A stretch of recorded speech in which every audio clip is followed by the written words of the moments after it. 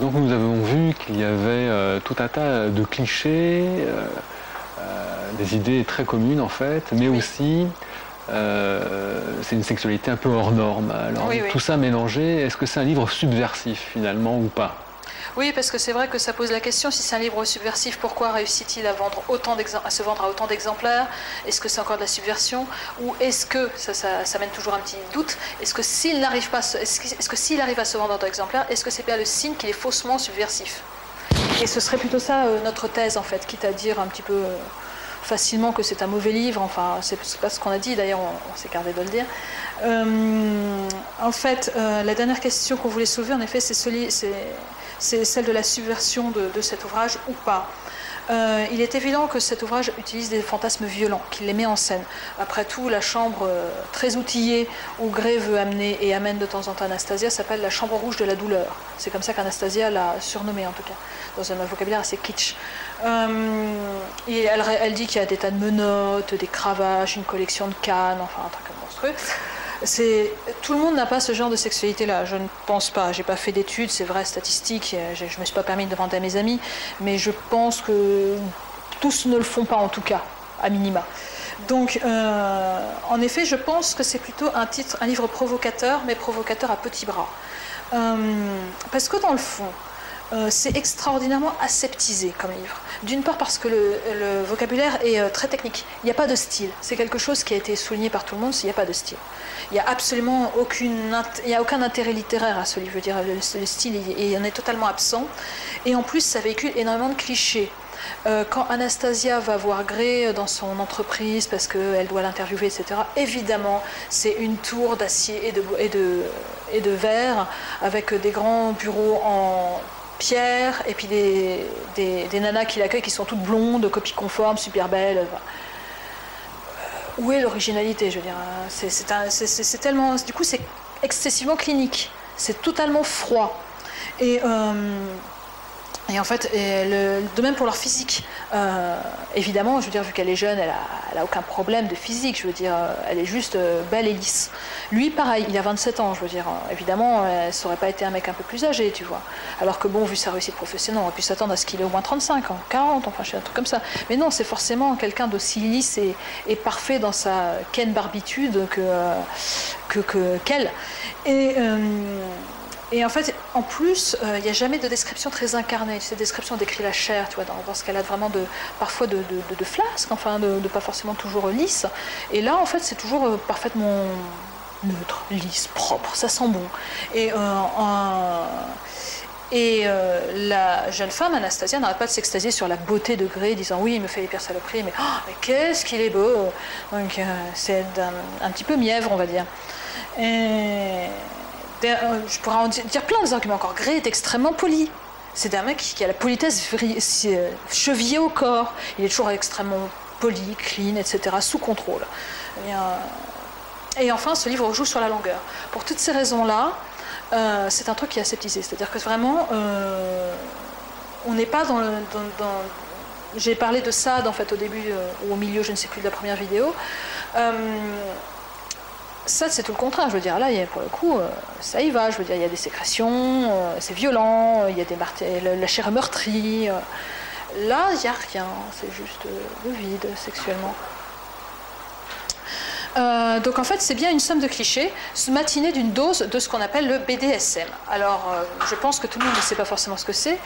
Moi-même, je ignorais ce que c'était avant de m'intéresser à ce livre. Le BDSM, en fait, c'est quelque chose c'est un sigle qui signifie bondage, discipline, domination, soumission et sadomasochisme. Rien que ça, excusez du peu.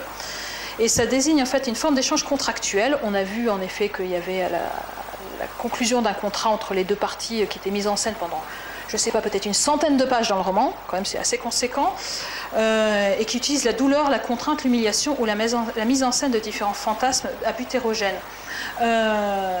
Ce contrat est vraiment très très mis en scène et en fait c'est une sexualité qui est évidemment apparentée au sadomasochisme et à d'autres qui se réclament de sadomasoch, enfin de choses extrêmement violentes, mais ce livre n'en porte aucune trace. Je ne suis pas là pour dire que c'est bien d'avoir une sexualité violente ou que c'est bien de la décrire comme telle. Néanmoins, là, c'est un peu comme si on n'avait ni l'un ni l'autre. C'est-à-dire qu'on a le roman mièvre, mais avec des doses homéopathiques hein, de fessées et de CNSM. Et donc ceux qui veulent les CNSM, à mon avis, en sont pour leurs frais. Donc en fait, le BDSM, c'est véritablement une sexualité, en effet, qui se réclame de sadomasoch, du héros de la Vénus à la fourrure, qui sont des grands classiques de la littérature sadomasochiste. Et en fait, évidemment, ici, c'est traité sur la dose extrêmement homéopathique. Et en fait, ce qui fait passer tout cela, ce qui permet à ce roman d'avoir une si large audience, c'est en fait que, c'est la dose homéopathique. La première, en effet, fessée un peu du rail, arrive à 200 pages. Il y a un côté soft, donc, qui est extrêmement fort, parce que, mine de rien, mis à part quelques fessées, si j'ai bien compris, ils ne font rien. Si du sexe vanille, c'est-à-dire des choses assez légères, et il y a des clichés qui standardisent le propos dont on vient de parler, en fait, qui font que les personnages ne sont pas incarnés. Or, qu'est-ce qui est gênant dans la sexualité, c'est quand c'est incarné et que c'est violent.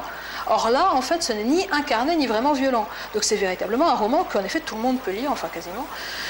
Et du coup, tout le monde se passe comme si l'auteur utilisait des clichés, pour ne pas dire des lieux communs, c'est-à-dire la jeune fille belle, mais pauvre, et tellement intelligente, mais qui ne se rend pas compte. Mais matinée d'un juste tout un peu de surversion, tu vois, juste histoire de rendre le truc un peu spicy, comme la collection Harlequin, qui ont dit d'ailleurs que ça aurait pu être publié chez eux. Et en fait, je voulais utiliser deux références pour finir, pour discuter cela. D'abord Aristote, bon, qui se retournerait peut-être dans sa tombe. La rhétorique, livre 2, chapitre 18, où il nous dit en fait que, bon, il est question dans la rhétorique de convaincre des juges, mais ici il s'agit de convaincre des gens de l'intérêt de lire ce livre.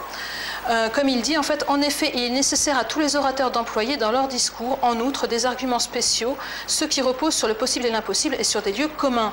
Donc en fait, évidemment, notre auteur a bien compris que pour avoir une large audience et pour convaincre les gens de l'intérêt de son propos, il fallait qu'il y ait un certain nombre de choses qui soient extrêmement reconnaissables, qui soient de l'ordre du cliché, et que c'était ça qui lui permettait de vendre, en fait. Et je terminerai par une dernière comparaison avec un auteur qui est quand même infiniment plus subversif et libertin dans le vrai sens du terme, à savoir le Marquis de Sade, qui dans la philosophie dans le boudoir se laisse quand même la place pendant environ 80 pages à une longue dissertation sur français, encore un effort si vous voulez être républicain. C'est en fait le chevalier, qui est un des personnages qui déflore et qui initie Eugénie dans cet ouvrage très dépravé, va en fait nous faire quand même un long discours sur l'éducation, sur la place de la religion, et aussi sur, si vous voulez, c'est ça qui m'intéresse, c'est que là, le libertinage, il fait système. C'est-à-dire qu'il va très très loin. Il pense en fait qu'on devrait réformer l'ordre social en disant que le mariage n'a plus lieu d'être, que toutes les femmes devraient accepter tous les désirs sexuels de tous les hommes qui iraient dans des maisons de plaisir, que les femmes devraient faire pareil. Parce que ce qu'il dit, c'est qu'en fait, il faut une égalité stricte entre hommes et femmes. Elles sont aussi dépravées que nous, elles ont les mêmes désirs que nous, pourquoi on leur interdit?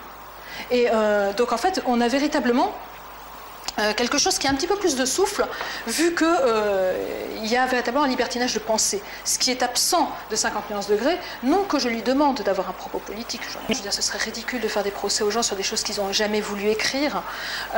C'est juste qu'en fait, quand on présente ce livre comme libertin, on a tort. C'est-à-dire que c'est pas l'auteur que je critique, c'est les gens qui le présenteraient comme libertin ou comme subversif. Ce livre n'est pas véritablement subversif, il est beaucoup trop aseptisé et il n'est pas libertin non plus. Parce que le libertinage, c'est tout autre chose que mettre 2-3 scènes de fessées au milieu d'un truc de supermarché.